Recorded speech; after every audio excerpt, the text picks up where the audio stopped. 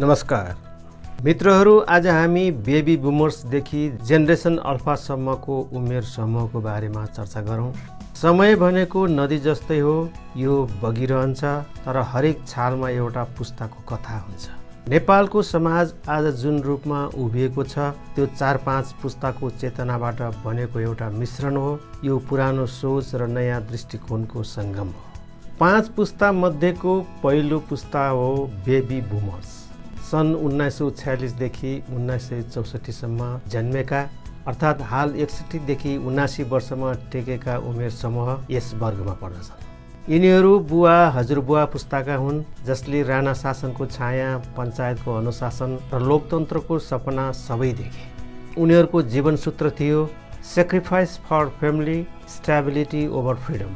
उनीहरूले देश बनाउन जीवन दिए, तर भावनात्मक रूपमा आफूलाई रोकिराखे।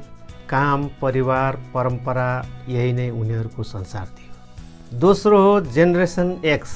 1965 देखि 1980 मा जन्मिएका, अर्थात् अहिले 45 देखि 60 वर्ष पुगेका उमेर समूह हो। यो पुस्ता परिवर्तनको साक्षी बन्यो जब नेपाल रेडियो टेलिभिजनबाट स्वतन्त्र र खुला हुन थालेको थियो अनि काठमाडौँको बाटोमा पहिलो स्कुटर, बाइक, कच्ची रोडमा चल्न थालेको समय यही हो। जेन एक्सले बुझ्यो life is not just duty, it's about creating your own path. तर त्यही बेला उनीहरूले राजनैतिक अस्थिरता, आर्थिक सङ्घर्ष र विदेश जाने बाटो पनि रोजे। तेस्रो हो मिलेनियल्स जेन वाई। सन् 1981 देखि 1996 सम्म जन्मिएका, अर्थात् अहिले 29 देखि 44 वर्ष पुगेका उमेर समूह हो। यो त्यो पुस्ता हो जसले डायलअपबाट वाइफाईतिरको यात्रा गर्यो। शिक्षा, करियर र सपना विदेशमा भन्ने सोच यही पुस्ताले जन्मायो। नेपालबाट सिलिकन भ्याली, कोरिया, गल्फ जहाँ पुगे पनि उनीहरूले सोचे let me build my one identity. तर त्यही यात्रा बीच उनीहरूले आफ्नो घर, देशको पहिचान बीचको इमोसनल डिस्कनेक्ट पनि महसुस गरे। यो जेनवाई उमेर समूहले इन्टरनेटको उदय देखे र एनालगबाट डिजिटलमा सङ्क्रमण भए। प्राय अहिले नेतृत्व, व्यापार र करियरमा स्थिर हुँदै गएका पुस्ता। चौथो हो जेनरेसन जेड। सन् 1997 देखि 2012 मा जन्मिएका, अर्थात् 13 देखि 28 वर्ष पुगेका उमेर समूहका हुन्।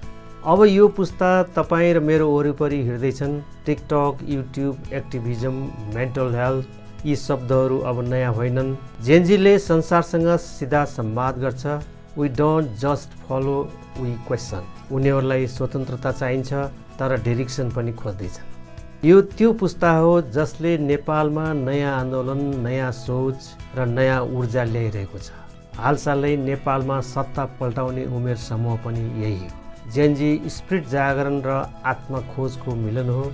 5औं उमेर समूह हो जेनरेसन अल्फा। सन् 2013 पछि जन्मिएका, अर्थात् 1 देखि 12 वर्ष पुगेका उमेर समूह हो। यी साना आँखाहरू अहिले मोबाइल स्क्रिन र एआई टोइज बीच रमाएर खेलिरहेका छन्। तर अब उनीहरू पहिलो पुस्ता हुनेछन् जसले ह्युमन इन्टेलिजेन्स र आर्टिफिसियल इन्टेलिजेन्सलाई सँगसँगै बढाउनेछन्। हामीले जस्तो किताब पढेर घोकेर होइन, एक्सपिरियन्स गरेर सिक्ने पुस्ता हो। अल्फा उमेर समूहले सधैँ सोच्नेछ why memorize when I can create.